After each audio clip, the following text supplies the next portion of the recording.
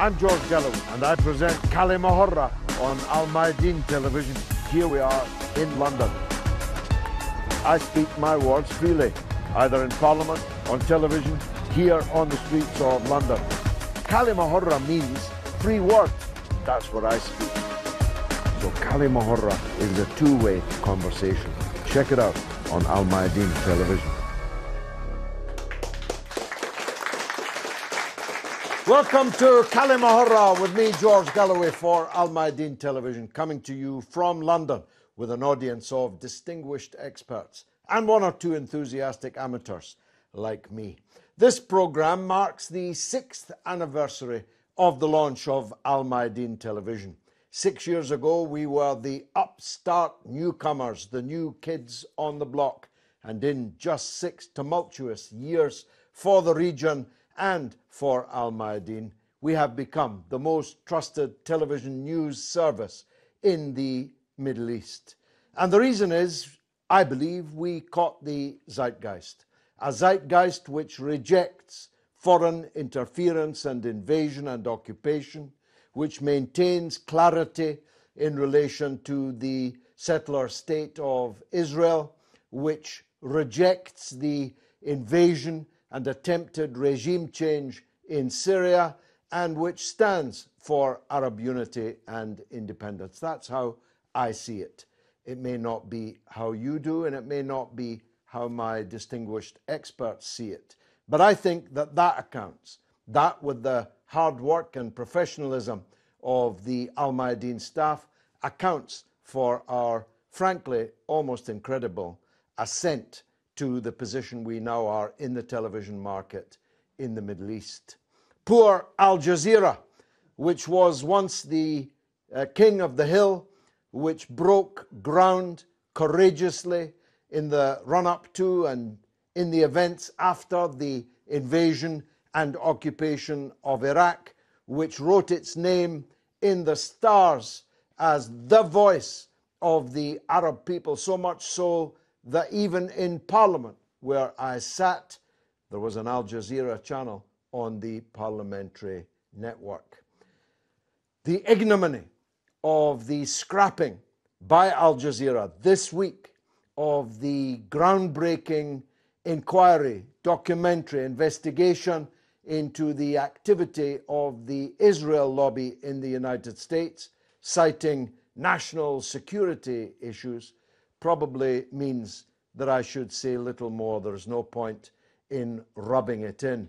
But Al Jazeera caught the opposite of the zeitgeist. From the moment of the NATO invasion of Libya and the destruction of Libya, Al Jazeera went completely haywire. And in Syria, well, least said about their coverage there, the better. There are big changes afoot in the Middle East television market, but there are big changes afoot everywhere in the world of television and indeed of print journalists, and we have some very distinguished print journalists in the audience here this evening. When I started out in politics, and when the distinguished first and best mayor of London started in politics, if you didn't get past the door of the proprietor, if you didn't get past the eagle eye of the editor of just a couple of television stations and very few, mainly right-wing newspaper editors, you didn't have much chance of being heard. I come from the generation when to get a message out, you had to type, and I mean type, on a typewriter, on a stencil that was a kind of skin, and then wrap it round a barrel of ink in a Gestetner, and literally turn a handle, and then cut the A4 sheets into A5, and then go onto the streets to find someone who would take them off your hand. Nowadays, I speak to literally millions of people every day, sometimes all day, on social media. I have 1.5 million followers on social media. If you put the following of the people in this room together, you would be into the millions. And that's more than any newspaper in Britain sells. And frankly, it's more than most television programs will ever be watched by. So there are seismic changes going on. Advertising is migrating away from the mainstream media to Google and Facebook and so on. That is causing, if not yet the closure of some of the biggest newspaper names in this land and other lands, then definitely their retrenchment and their desperate search for alternative revenue streams.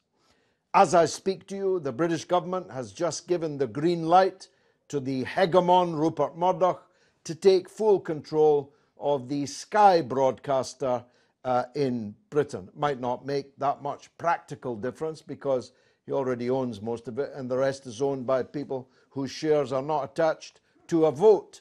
But it's a sign of the times that the small number of oligarchs are concentrating their power but are being outflanked at every turn by new upstart media like ours on Al-Mayadeen. Some of the people here, certainly myself included, have had, let's say, difficult times at the hands of the mainstream media. And it's certainly a lot easier when you decide you don't give a damn what the mainstream media says because, well, you've got your own media and alternative media like this. So we'll be looking on this auspicious anniversary at who is winning the media war. Being an optimist, with my politics, you have to be. I believe the people are winning the media war. It doesn't mean that the alternative media is always right. Doesn't mean that alternative media cannot be corrupted in the way that mainstream media has undoubtedly been. Doesn't mean that if it's on the internet, it must be true. On my radio show, people still phone up and when they utter the dread words, "I've done my research," I know that they've been surfing the internet, and often there's as much nonsense there than there is in the mainstream media. But increasingly, new publications like the Canary, and one of their bright young stars is here with us on the front bench, and Squawk Box and Evolve Politics, and I'm just talking about the British ones, they are racking up numbers that the Guardian, we have a former distinguished foreign correspondent of the Guardian with us, would dearly love to be racking up. So, if media is changing and media wars are raging, who's winning them? That is the question for tonight. First speaker is the aforementioned former Mayor of London, Ken Livingstone. Ken, welcome to the show.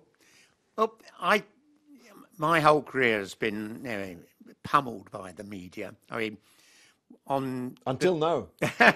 On the day back in 1981 when I became the leader of the Greater London Council, Prime Minister Thatcher made a speech saying I was going to impose on Londoners a communist tyranny like those of Eastern Europe. Well, you failed in that. Yes. And when we cut the bus and tube fares, the Daily Mail was screaming, this is the first step to a communist economy. And the papers, the Tory press, were filled with accusations I was supporting the IRA bombing campaign in London. I was broadly a Soviet agent. It just went on. And after about 8 weeks, my poll rating has slumped to 18%. I've been attacked on the street by just people walking by and thinking, oh, it's that mad traitor to Britain and all of that. And I stopped doing interviews with the papers. It's just a waste of time. And focused on getting on live radio and TV where people can hear what you're saying and make up their mind. But I mean, it still goes on. I mean, 2 years ago, live on TV, people were being told I said Hitler was a Zionist. Now, how can anyone say a man who loathed They're Jews... still writing that now it was in the Guardian. It was in the Guardian 2 weeks ago. I couldn't believe it, But, I mean, literally, I think now you've got the internet and so on, people can find an alternative. But as you said, there's just as much rubbish on the internet as there is in a lot of our papers. And you can't have a proper democracy when a few super rich people like Murdoch and Rothermere own the bulk of the papers, because they will do anything to stop a genuine socialist getting into power.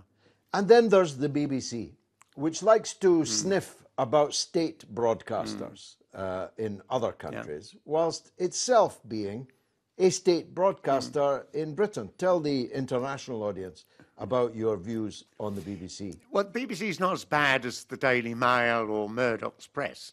But one of the things that shocked me when I lost the mayoral election to the Conservative Boris Johnson in 2012, it was desperately close. And Boris was doing badly in the debates because he doesn't bother to get on top of detail. And the Tory party pressured the BBC to cancel the final debate that was to be held between him and me, which would have been millions watching it and so on. And I just thought afterwards, that is a disgrace. You're doing what the Tory party wanted. And so they're not as bad as some other stations, but the idea you'll always be told the truth on the BBC is nonsense. Very often you're not told anything. I mean, I've watched so much on the BBC about this missile launched in Ukraine that brought down a civilian aircraft. I've never seen on the BBC them saying that these missiles were taken out of use by Russia about 7 or 8 years before this. Not a word of that. And very often, I just flick through lots of rival channels to make sure I can get a balanced judgment. Well, let me give you an example. On Friday of last week, the murder of a 21-year-old nurse, Razan Najjar, took place. She had been long buried before the BBC reported it at all. And when they reported it, this tragic story of a nurse who had died. But it wasn't tragic. Tragic's something you'd say about an accident. It was a war crime. And she didn't die, she was killed. And that took days to emerge in this mainstream media as a whole. I think the problem, BBC isn't on the far right like a lot of our newspapers, but it's pretty solidly in the establishment. I think, if I think back to the days when the Labour Party divided and a lot of right-wing Labour MPs went off to form the SDP, it got massive coverage. I remember the day that happened, the entire 30-minute 10 o'clock news was solely devoted to that, not a single other item mentioned. So I do think there's that sort of, they want a nice, comfortable establishment. They don't want the extreme of the far right. They certainly don't want lefties like you and me either. Jonathan Steele, you spent a lifetime as one of the best of Britain's journalists. You were a foreign correspondent for The Guardian. How do you feel when you survey the media scene today? Well, I think you're right when you say that Google and Facebook are winning, because they are taking all the advertising away from big newspapers like The Guardian. And that's really a tragedy, because although I have criticisms of The Guardian, I don't think you can lump the whole mainstream media as though it's a monolith and a single block. There are good elements within it, and I would say The Guardian is that. And you need money to do certain things, which even, something like the Canary or other the websites that you've mentioned and the blogs that you talk about can't do, like the big tax haven investigation that The Guardian did last year. It required a lot of months of reporting and careful analysis, and you've got to get lawyers onto it because you'll be sued for libel if you make the tiniest little mistake. That sort of thing only can be done by big newspapers or big TV stations. Unfortunately, most of them don't bother, because that's attacking corporate interests when you go after tax evading and tax dodging. But small websites and bloggers can't do that. So you do still need to spend money on some good reporting. What about the fact that Britain has slipped to 46th place in the index of free press? We were once 7th. We are now 46th, behind most of the former Soviet bloc countries. This is a measure, is it not only of financially driven retrenchment, but of an increasing virulent bias in the media. The Labour leader in Britain, Jeremy Corbyn, has been subjected to not trial by media, but crucifixion by media from the day and hour that he was likely to become the Labour Party's leader. Well, that's exactly true. I mean, so it's media bias is also an issue. It's not just a question of what stories you cover and what stories you leave out, and a lot of that is happening. Big stories are left out, as the one you've just mentioned about the nurse in Gaza. But the other problem is fantastic bias and tipping over to give right-wing people much more airtime and print time than left-wing people, and treating them, the centre, in other words, of British media coverage has moved significantly to the right, I think, in the last 10 years. It has. Remarkable. Now, Steve Topple, you are not just our representative, but representative of the new media that's now coming on stream. You're the star writer for The Canary. The Canary is the best-selling, although there's no cover price, of the alternative blogs. People like you must have seen a big gap in the market and you've rushed to fill it. Tell us about that.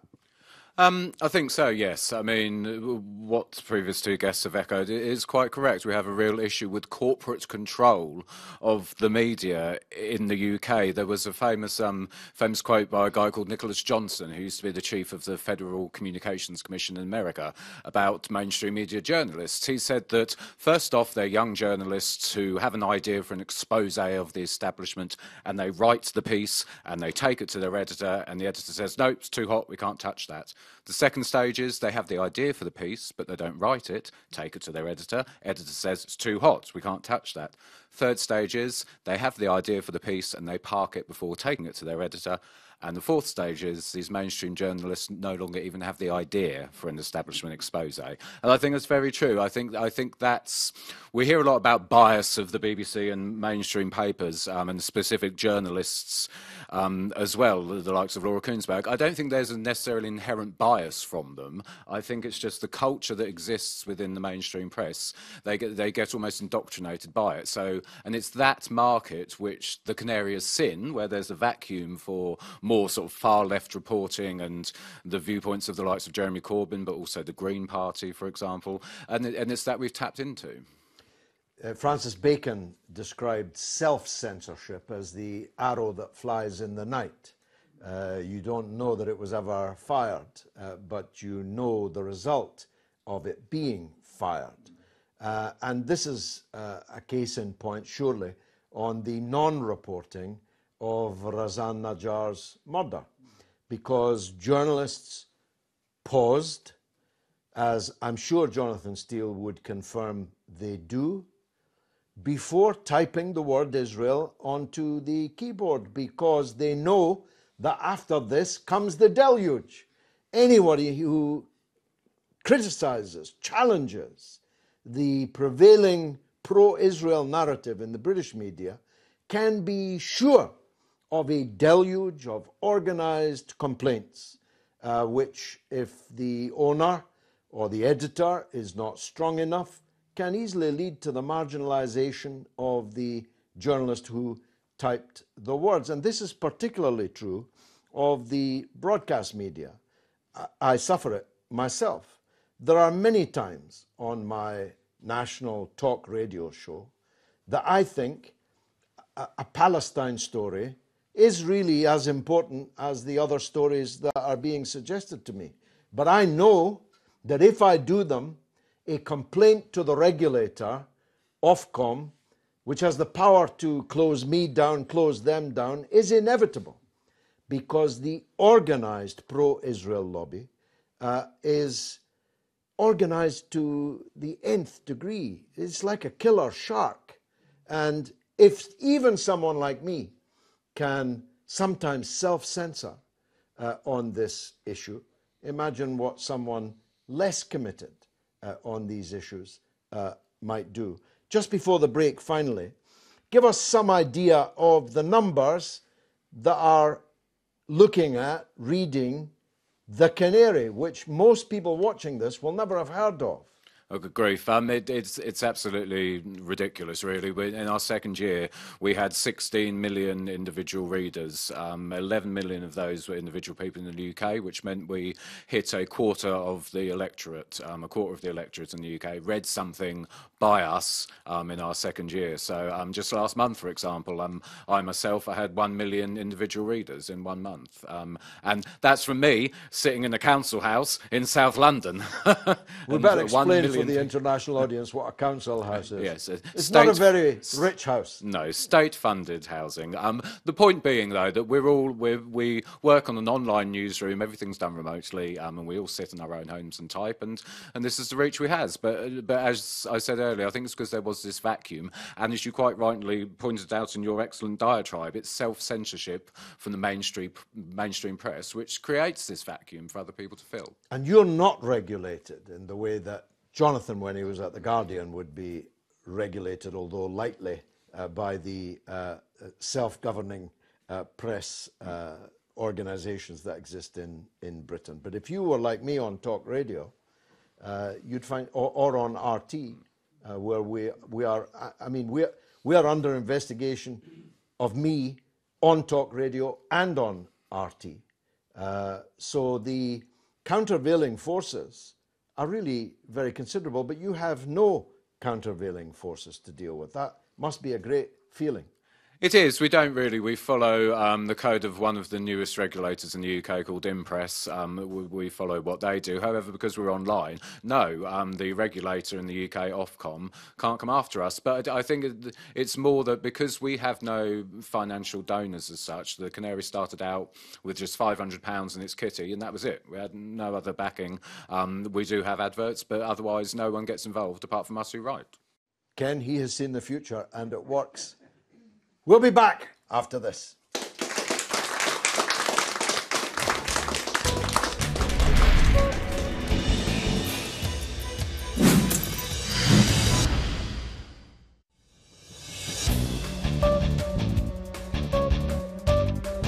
You're watching كلمة with me, George Galloway, on Al-Mayadeen television, coming from London, discussing the media wars.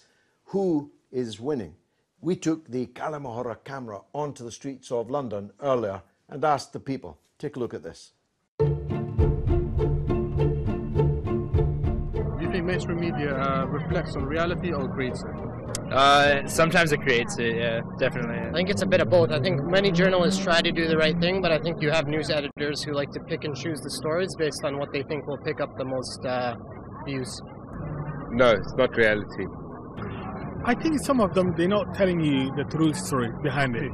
Like when they're telling you the news, they will tell you something which you know supports their political system. I think they show us just what they want. I mean, it's not reflect always the reality. If something happens, they told us what they want, and that's it. I mean, it's nothing more. If you want to know the truth, you need to be there to see with your eyes. Which media outlet do you gather your news from? It's tough to stick to one media outlet, so yeah, I think that what you have to do is be able to mix all the different outlets to understand the full spectrum and then decide for yourself what's real and what's not. Sky and Google News. I read the paper. I read the Sun newspaper. And occasionally I watch the news on telly. But when I want to look at news, I want a big variety. I just don't want you to focus on, okay, this is what happened in the UK today and that's the news. By The Guardian. The Guardian, yeah. So you've mentioned that you read the news, the Sun's newspaper. Do you trust the Sun newspaper overall? Overall, I'd say I do, but there is a but. Because again, what I'm talking about is the knowledge that you already have from life experience. If you've got that knowledge, then you know what is true, what is reality, and what isn't.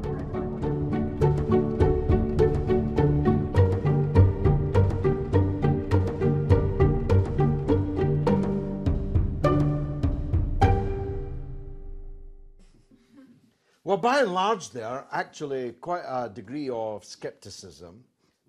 The fellow who said they show you what they want to show you in a totally random vox pop there on the streets. These people were not picked because of their point of view. Even the Sun reader, the Sun being the most right-wing, rabid right-wing newspaper in England, even the reader of the Sun knew that there was a but, as she put it. Yes, sir, you have the microphone. What would you like to say? Well, I think in the last few years, it's become really apparent that the ruling class and the media oligarchs have completely lost control of the political narrative, and this really became clear, I think, in the general election in the UK last year. About a month or so before the election, the opinion polls were predicting a wipeout for Labour of the level not seen since 1983, or even worse. But the big difference, of course, between 1983 and 2017, 1983, as you alluded to, the media was controlled by a handful, literally 4 or 5 media barons who, you know, had kind of monopoly control of the information ordinary people got about politics. Fast forward to 2017, and you have a situation where someone like Jonathan Pye, his little diatribe about kind of completely lampooning the strong and stable slogan of the government in the election campaign, got 11 million views, which is more than the combined readership of the top 10 British newspapers. I went online to watch a Theresa May speech. It's not something I normally do. I was researching an article. And immediately afterwards, YouTube automatically played the song Liar, Liar about Theresa May, which I presume they did after anyone watched anything about Theresa May because of the algorithms. So that must have really irked her, I think. And even my own interview about the Manchester bombing got 1.5 million views, which is more than the readership of the Daily Mail. So it's extraordinary things that are happening. My own interpretation of the Manchester bombing reached more people that day than the Daily Mail's interpretation. And I think that we're seeing now at the beginnings, well, it's underway for the past year really, a huge backlash from the ruling class against this. And it's no coincidence, after the general election result, Theresa May's first policy announcement wasn't about anything to do with Brexit or any of the stuff in her manifesto.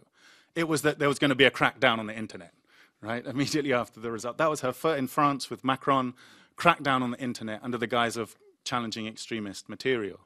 But it actually had begun before. Google last April 2017, changed their algorithms to so-called sort of prioritize more authoritative content, which meant that alternative news sites like Alternet, Counterpunch lost, you know, in the case of Alternet, 2/3 of their traffic because the results just went off of Google. They didn't come up. So we're seeing this crackdown, this huge crackdown and backlash, I think. I think we're living in a kind of golden era of internet freedom, which is fast slipping away, actually. I think it's very worrying. Well, they've formed an alliance, and I've been looking at this for other reasons, purposes. Facebook and Wikipedia have formed an alliance to confront what they say is Russian-sponsored fake news. You can only marvel. I mean, it gets more Orwellian by the day. These almost, I mean, there's 18 billion reads of Wikipedia per month. Therefore, well over 100 billion reads of Wikipedia per annum. They and Facebook, one of the biggest now organizations in the whole world, are going to A, judge what is fake news, and B, have the power to suppress people's access to what they have decided is fake news. So the battle's joined, isn't it? Yeah, absolutely. And Wikipedia, you know, it's been, if you go to someone like John Pilger, there's a concerted campaign against journalists like him, and presumably yourself. I don't know if you've seen your Wikipedia entry recently. I haven't seen, but a number of alternative journalists. There's a concerted campaign, 8 p.m. to 10 p.m. every night. They try to alter the content to make it more sort of, for example, John Pilger. There's someone who goes on every night to remove any talk of his awards and just put slurs about him being a kind of Russian agent and blah, blah, blah. And so there's a concerted campaign, and this is like where people go to. This is what Google will tell you first. Number one hit, you Google anyone, is their Wikipedia entry. They're defining who you are, you know. And so you're absolutely right. One man has edited my Wikipedia page, which I have never read and never will, 1,844 times. There you go. I know that figure has not risen today because he's banned from my page until the 10th of June, pending an investigation, but there's only an investigation because this one man has made 135,000 edits over the last 15 years.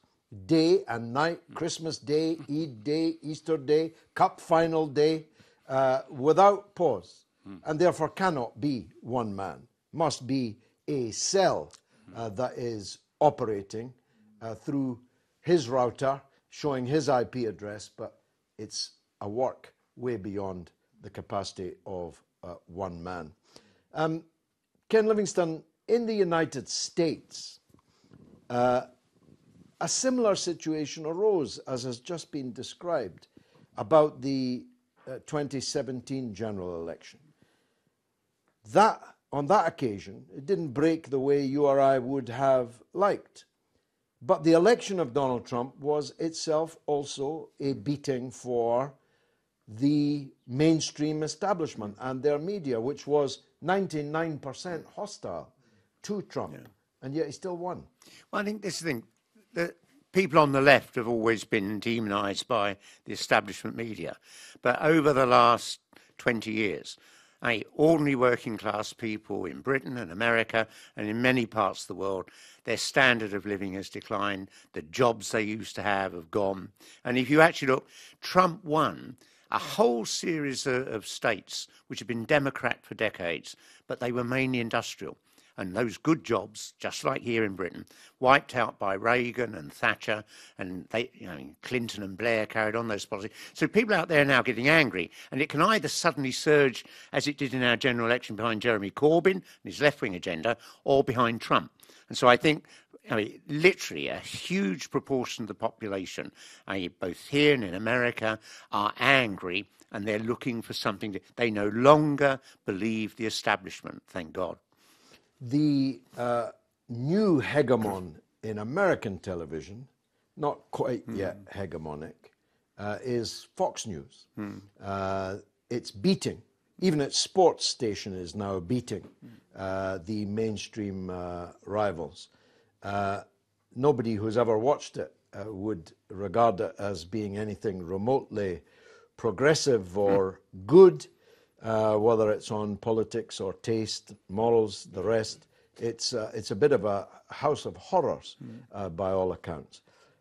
But it is also a noisy upstart, isn't it? Are we seeing a pattern here? Well, that helped to fuel Trump's election.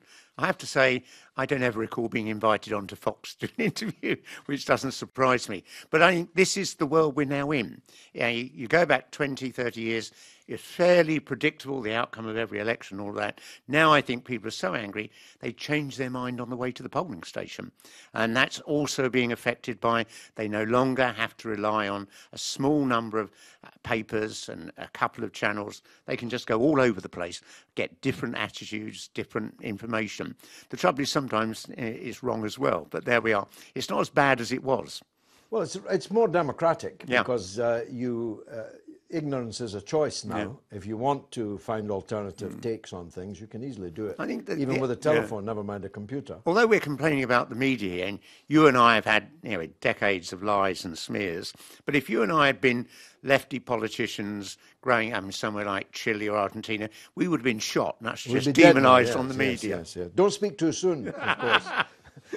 Who'd like to make a contribution, either on the British or on the international element of this story? Madam, may I come to you, because I've heard you speak before. You're someone who lived in Syria, who knows the real Syria, and yet back here in England, you had to read about Assyria from people who would have made it 10 times worse than any problems it's already got. That must have driven you slightly mad. Has a little bit, continues to do so. And I think people don't realise that actually media can be really dangerous. So it's used in modern day warfare. And it's actually a very powerful weapon. It's as dangerous as any other weapon, short of a nuclear one. Exactly. It's a very powerful weapon. And actually people don't realise, many people don't realise that Syrian media is actually censored around the world. So when you may see all the images you see of Syrians people assume that is Syria. There's 23 million Syrians in Syria who don't have a chance to have their say. Yara Abbas was a young Syrian journalist who reported from the front lines very bravely for her country and was murdered for doing that. And, I think in memory of journalists like that, Serena Shim, who lost her life in Turkey as well, and that wasn't covered. William Hague was on the border of Jordan and Syria, handing over £5 million of taxpayers' money with Angelina Jolie at his side. And I was in Syria at the time, and nothing was ever covered. And I just looked at that. I mean, horrific things were going on where, girls were having like wooden stakes rammed down their throats by, this country will call them freedom fighters, who are known to be affiliated with terrorist organisations, soldiers having their hearts ripped out and insides ripped out and eaten. And I would watch British media from Syria, and I would see a cleric in this country, promoting everything that was happening. That is one of the greatest paradoxes, certainly of my lifetime. I can think of no paradox more stark, that people who identified as feminists were a chorus for Al-Qaeda and ISIS, which is the very antithesis of feminism or women's rights of any kinds. Equally, people who identify, at least on their sleeve, as Christian leaders were giving money, material, weapons to people who would have murdered every last Christian in Syria if they could have got their hands on them. Not even just Christians. I mean, I'm just talking about the paradox. You're right. They would have killed anyone, including people of their own sect, of their own religion. In Aleppo, the water supplies were cut off by the same terrorist organisations who have been funded and armed by the US and Europe. They cut off water. That was never covered in the media. So in Aleppo, they were literally, the craziest things. I mean, it's the sanctions that go on in Syria right now, where Syria used to manufacture most of its medicines. There's sanctions going on, along with the propaganda that we're shown in this country. It's just all. It's all part of the war machine, and it's actually quite dangerous. And I think people, in a way, I think the media here is quite savvy that public will not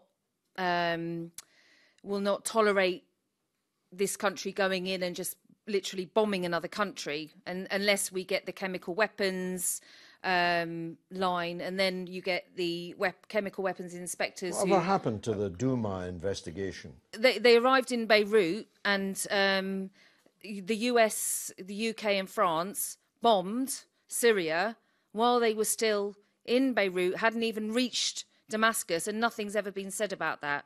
Well, they said 6 weeks ago, almost 7, that they had collected the samples and they would report in 3 to 4 weeks. We're getting on for twice that amount of time, and no report has been forthcoming. And yet you'll see on Syrian media that the residents who came out of Duma, their stories, and Ghouta, the stories they tell are horrific, but you'll never hear their side. Well, you're starting to hear in small slivers of the UK media. Alex Thompson, a fine broadcast journalist on Channel 4 News, was the first I had seen in the whole war who actually went there and talked to the people and faithfully reported what they said and allowed them the opportunity to say that. We'll deal with this question in more depth after the break.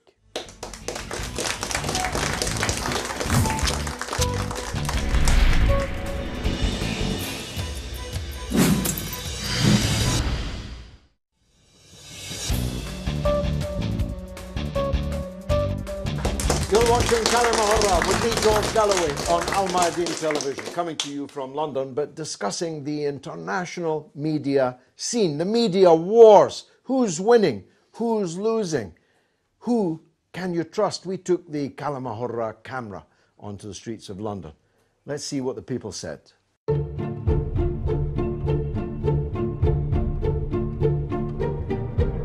Do you think mainstream media covers all stories or selected news? Selected news. Most of the media, they bias. This is my personal opinion, but most of them, they do selected information. Definitely selective. Yeah, definitely selective. I mean, I'm sure there's a certain amount of bias, going in there. It's not just purely truth. Do you think mainstream media covers all stories or only selected news? I think it's only selected news, right? Because I think there's a business behind the news industry, and so I think they have to decide what they think will, not only their audience will be interested in, but what will sell. So I think it's a balance between trying to have breadth, but also making sure that they over-index on the things that are going to sell. Of course, they select the true stories. Yeah, they select every time they select. You trust all news outlets? Hell no. I'm not trusting them. No. How much do you trust the news overall? Again, I think it's about life experience, about what you know already, and whether or not that reflects the truth in what you're watching. And you can really generalise what you choose and understand what the reality is.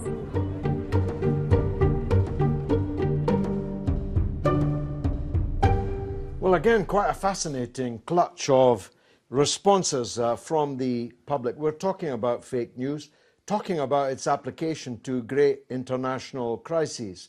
I want to talk about the Iraq crisis of 2002 and 3 in a minute. But Robert Stewart, you have the microphone, and you've been looking very, very tirelessly for a long time now at fake news in Syria. Tell us about it. Well, it's about a very particular report by the BBC, which was first broadcast at the precise moment that Parliament was voting on whether to bomb Syria back in 2013, August 2013.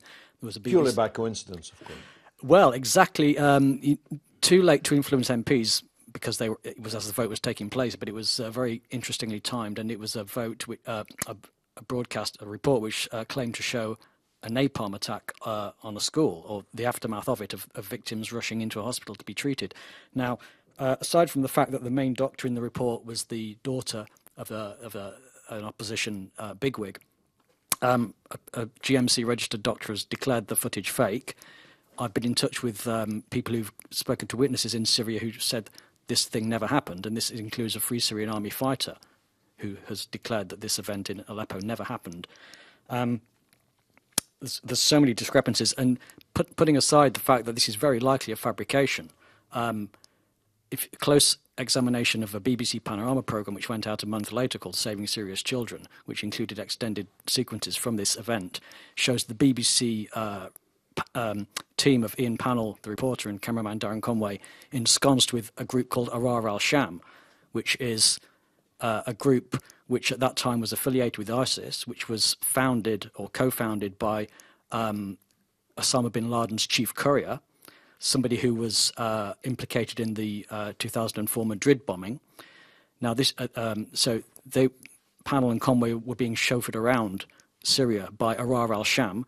They go through an ISIS checkpoint, unscathed, which seems remarkable now. I mean, back in 2013, it could just about seem plausible. This was before the days of the high-profile, these horrible beheadings. And yes, and later on in the programme, the BBC team are filming up close and personal an ISIS vehicle with the armed militants climbing out of the back of it.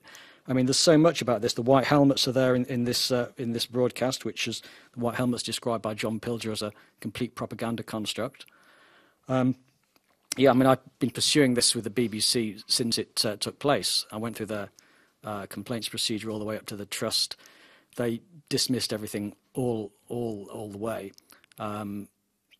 which isn't really surprising, because this is serious. This is this isn't just David Attenborough poking a few termites with a stick, to ginger them up. This is very likely, at best, kind of... No, it's mainstream journalism in the service of war and of war propaganda.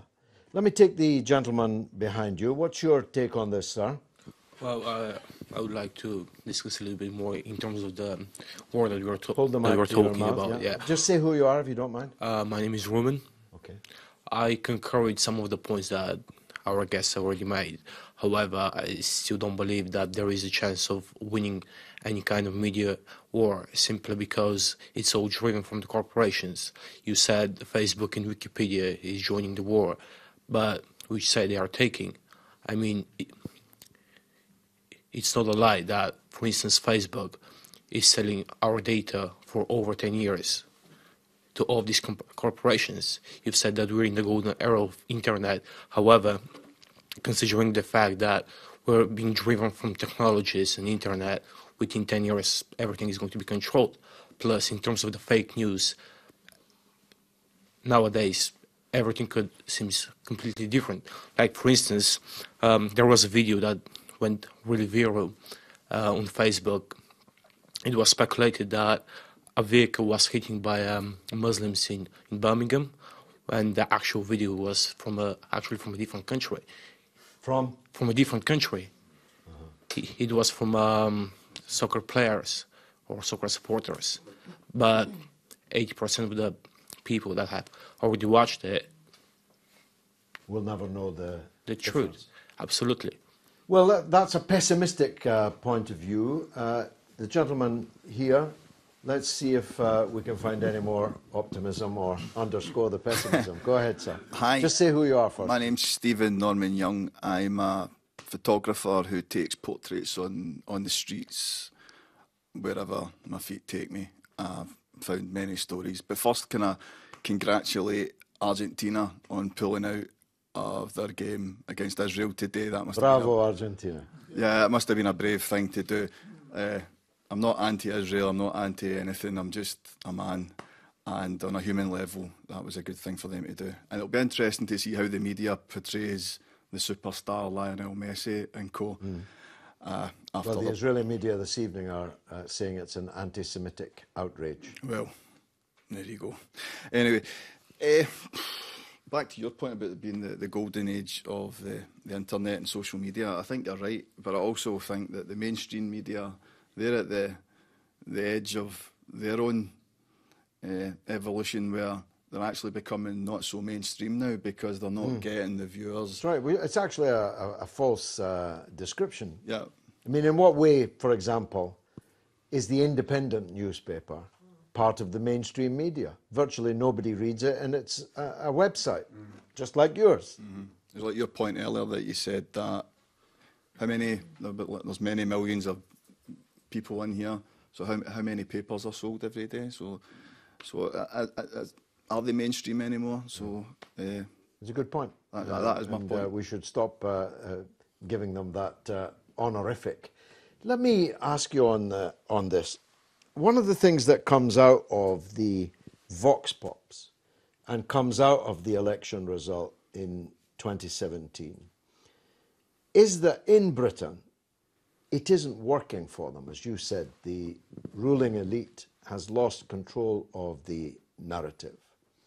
Up to a point, we shouldn't overestimate that. Most people in Britain, whether they agree with you that we shouldn't be bombing Syria, if they do, it's probably about 50-50. They would almost all agree that Bashar al-Assad was a bad man. So up to a point, they're losing control of it. But again, up to a point, they still control that narrative. The Wikipedia that we talked about a minute or two ago had a big debate going on amongst their editors about whether it was correct to describe me as a supporter of Bashar al-Assad or a supporter of the Syrian government. And when I learned of this, I tweeted that, why don't you go onto YouTube and hear what I've actually said from my own lips 1,000 times and then that'll be the end of your debate. But it still doesn't stop the wars, does it? They didn't win, and this was in more or less the pre-internet age, they didn't win the argument for the Iraq invasion, but it still happened. They lost the argument for Syrian intervention, but that still happened, though it may have been more limited than it would have been. How can we make this connect between popular power, democratic power, alternative media power, and the political class? Well, I mean, there's two things to pick up on. One, I wouldn't say when, if you're saying the public 50% or more might agree Bashar al-Assad is an evil dictator who needs to be toppled, I wouldn't attribute that solely to the media. I mean, that's the result of centuries of colonial brainwashing in a country like this, a country that's never faced up to the horrors of its colonial past. And that is just used to, I think, seeing especially Asian countries as barbarian and African countries as savage. I mean, this is kind of, I wouldn't say it's in our DNA, but it's rooted in, centuries of kind of a colonial culture that has never been overtly tackled or challenged. I mean, you take Germany, Germany right in the center of Berlin. There's the Holocaust Memorial, and there's, Germans at school are educated about the horrors of the Holocaust. They know very well that defeat has forced on them a certain recognition of their past that has just never happened to British people, I think. So there's still a very deep kind of British chauvinist attitude, I think, towards the rest of the world that gives people, whatever they think about the specifics of any particular war, there's still a kind of assumption that Britain and its allies have the right to make war on other countries, first of all, and that, other countries, if there's any country that has a political system that's different to the one used in Britain, it needs to, you don't really need to even know anything about it to know that it needs to be destroyed. So the Libyan Jamahiriya, for example, people, who wouldn't, if you read the debate in Parliament, the people who they feel free to pronounce that it needs to be destroyed, this state, whilst admitting total ignorance of how it works, as if that any kind of knowledge of how it works is totally irrelevant to their judgment and to their right to make that judgment. So I think it's not just, it's not just the media we're dealing with here. There's a whole culture of kind of colonialism and racism, I think.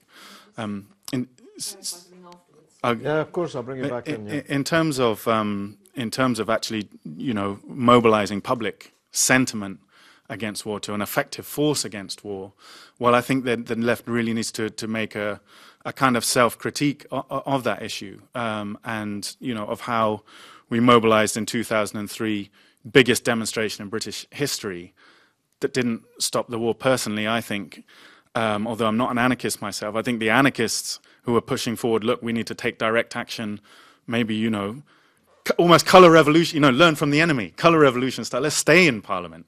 Let's blockade Parliament for weeks on end until taking direct action. Let's blockade the RAF bases and so on. I think we do need to make a critique, and the left needs to kind of be a bit humble, and rather than just congratulating itself for organising another big demonstration, to say, look, this has failed. What can we learn about how to do things better next time? I haven't got all the answers, but there does need to be a kind of critique and reflection take place, I think. Fascinating. And I recognise the criticism you aim at me beautifully as one. I of the include myself as well. No, as one of the leaders of the anti-war movement, I never accepted the arguments for direct action and the kind of colour revolution point you just made. But given that we failed, despite having millions of people mobilised, you may very well have a point, which we'll explore after this.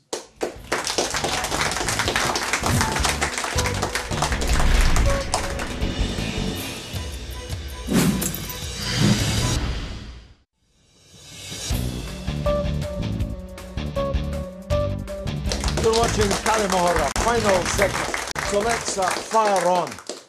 Jonathan Steele and Ken Livingstone, together with me, are the only people old enough in this audience to answer this question. And it's this, Jonathan, first. Why do some people have regimes but other people have governments? Why does Saudi Arabia have a government, but Syria has a regime? How is Assad a dictator when he is elected? And whilst the elections are not as not as good as ours, I say laughingly, they are elections, which is more than you could say about Saudi Arabia. And how come we so easily fall for? We three were alive when Nasser was the Hitler on the Nile. And Saddam was the Hitler on the Euphrates. And Gaddafi was the Hitler on the Green River. Assad is the butcher of Damascus. The media seem effortlessly to go into this playbook.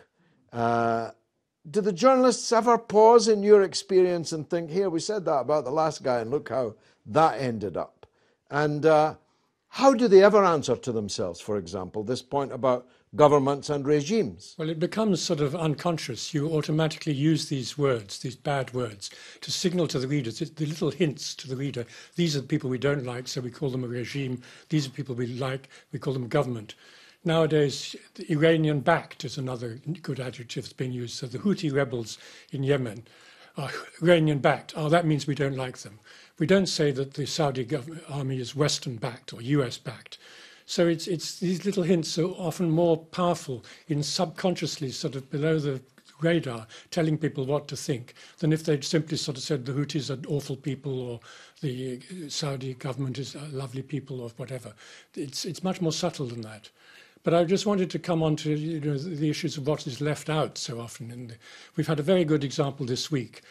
The Amnesty International organization came up with a very good report on the results of the bombing of Raqqa by the US mainly and Britain to a certain extent in the liberation from IS. And this was a story that any Western journalist from a Western mainstream paper could have got themselves. Why was it left to Amnesty to do the research? You know, you couldn't get into Raqqa when the bombing was happening. You had to assume there were massive civilian casualties. The first thing that should have happened after the liberation of Raqqa was to send in lots of journalists to find out exactly what price was paid by the civilian population of Raqqa for this liberation. Nobody did that. The same with Mosul in Iraq after the massive bombing and artillery fire by US forces and the Iraqi army backed by the US. They did very little support journalism to go in and see what the casualties were. Whereas with Eastern Ghouta in the eastern part of Damascus or in Aleppo a year or so ago, there was constant coverage of the bombing by the Russians and the Syrian Air Force of what was happening. All kinds of casualty figures were given. There were no reporters on the ground because there was no access, because these were areas where you'd be kidnapped or beheaded if you went in as a journalist when it was under IS control. And yet, again, when the victory was achieved by the Syrian government army in Aleppo, no journalists went in to see what had happened. And they reported at the time that people had fled to Idlib. They wanted to get away, but they didn't report the 3/4 of the people, the vast majority of people who came out of eastern Aleppo when the siege was lifted and the bombing was over, went to western Aleppo where the government had control. They were much happier under government control than in going into some refugee camps in the north under opposition control. So there's a complete bias in what you cover and what you leave out and how you cover it and how you leave it out. Ken Livingston, we don't remember because we were too small when Nasser was being demonized as the Hitler on the Nile, but we remember vividly, of course, the distortion, the propaganda that led up to the Iraq War, which was then replicated in Libya, then replicated in Syria. Does this come from, as has just been suggested, a kind of Orientalism? Is it in the DNA of us as a people with our imperial past and so on? Perhaps you're right that we can't just blame this on the journalists. It's a kind of prevailing mindset in Britain, isn't it? I mean, I grew up being told we'd had this wonderful empire, we'd helped raise terribly poor people to the point where they could become independent and so on. And then you realise that actually we were thus there ripping off the raw materials of virtually every part of our colonies. Literally.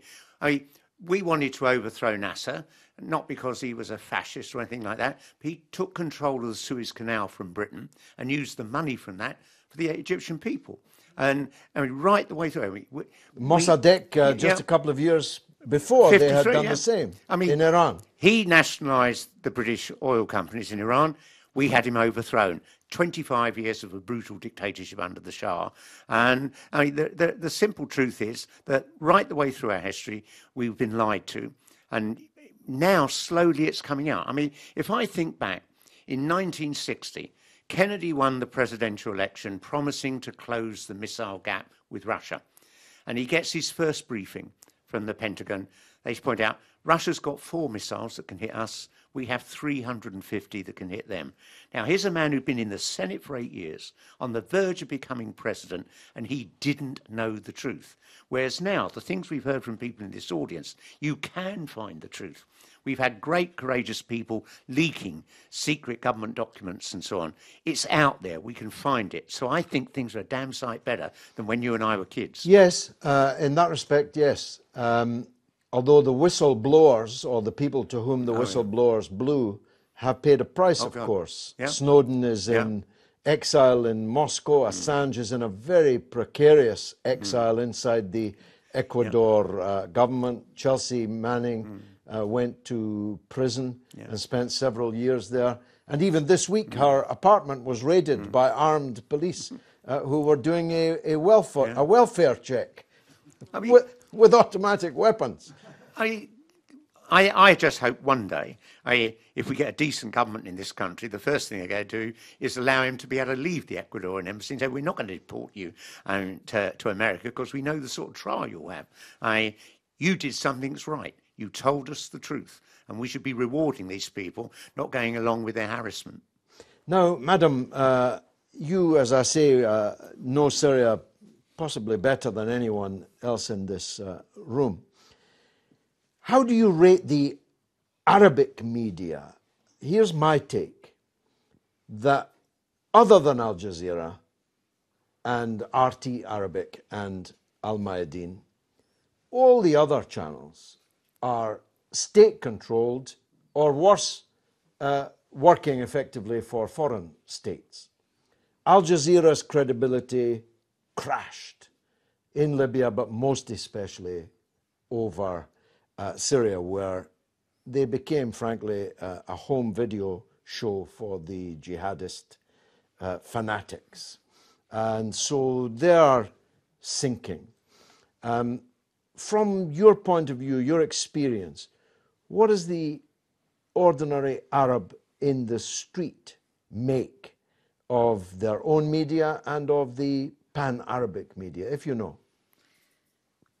I think people are a little bit more clued up. Just to give an example, I spent time in Bursa in Syria in Yarmouk camp, and I travelled up to Aleppo and I went through Homs. So I have got a lot of experience, and in many different places. So I was able to make up my own mind from a very objective level. I travelled, back and forth across Lebanon as well. So, but I think in general, people are aware, especially perhaps Arabs in this country are aware of the real situation, but there's also a level of fear about speaking.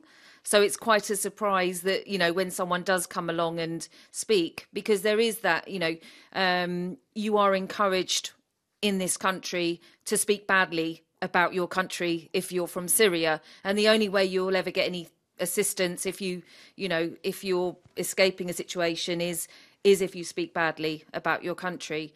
And I just want to say for the record as well, when we talk about, people leaving Syria, before UK intervention in Syria, the percentage of asylum applications from Syrians was probably less than 1% back in around 2004, 2005. So it's just from this country's intervention. But there's a fear.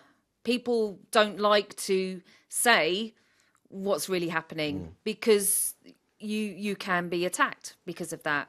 And there are people, it's encouraging to see that people say, we want to I'm looking at other sources of media, but they're still going back to the same media, so they're not realising. And also fact-checking. I mean, all this talk about nuclear weapons, back in the 1970s, over 190 countries signed the treaty for the against nuclear disarmament. And yet the leading countries, the UK included and the US, are the same ones that are actually developing their nuclear weapons and have not honoured that treaty, and yet speak about other countries. They're also selling nuclear weapons to those other countries, but that's not covered. And that's simple fact-checking that you can do. That's very easily done. But the UK, of all people, needs to remember that they actually signed up, and it was renewed again in the 1990s, and it's indefinite. So they have signed up to the treaty where they are agreeing to disarm their nuclear weapons, and they haven't done it. So, Steve Topple, perhaps finally, it was said by several people in the Vox Pops that the media highlight things, publish things, accentuate things according to what will sell. In other words, that they're driven by a profit motive. I don't myself accept that or agree with that, because you don't own a newspaper in Britain in order to make profits. In fact, to own a newspaper means that you will incur a very substantial loss. Of course, there's still profitability in some of the commercial broadcasting, particularly in the satellite field. But even terrestrial commercial television is nothing like the license to print money that it once was. People are in media, aren't they, to push their line or to push somebody else's line who may be lining their pocket behind the scenes or may not.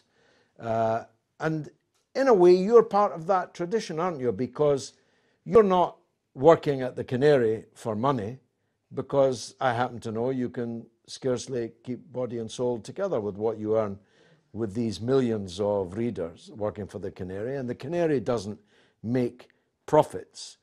You're writing things, and your colleagues are, because they have a point of view and they want to get it out there. It's just that you've discovered that quite a large number of people share your point of view. Absolutely. I think you've encapsulated the problem, really. As you quite rightly point out, you could name, for example, James Harding, who used to be former head of news at the BBC, was a good friend of our former Chancellor George Osborne, wasn't he? And so it's pure coincidence. I've got nothing to do with anything at all there. And of course, Rona Fairhead, former head of the BBC Trust, which is the BBC's oversight body, also happened to work for David Cameron in his cabinet office when he was Prime Minister. Nothing to see there again. And I think what you say is correct. It's not so much, it's not profitable to run a paper anymore. That's why they're slowly dying a death in this country. It's that these people have vested interest. And it is in the same way that people like myself have an interest in putting my opinion out there, because I personally feel that there's burning injustices, and I feel I have to do something about it. That's my motivation. Whereas these people's motivations is to keep the corporations that they have shares in doing healthily and ticking over nicely to increase their own share portfolios. It's different motivations, but it is again one of the same thing. It's personal, as you allude to. Well, I'm one of these people, with all respect to you, Jonathan, who believes that only when the last editor is strangled with the last copy of Britain's mainstream newspapers will we be truly free.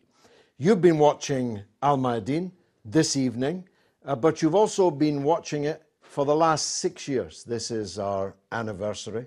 We've gone from strength to strength, and this show has been a part of that. So I'd like to thank you for watching this show for the last 6 years, and if God spares me, I promise you 6 more. I've been George Galloway. It's been marvellous.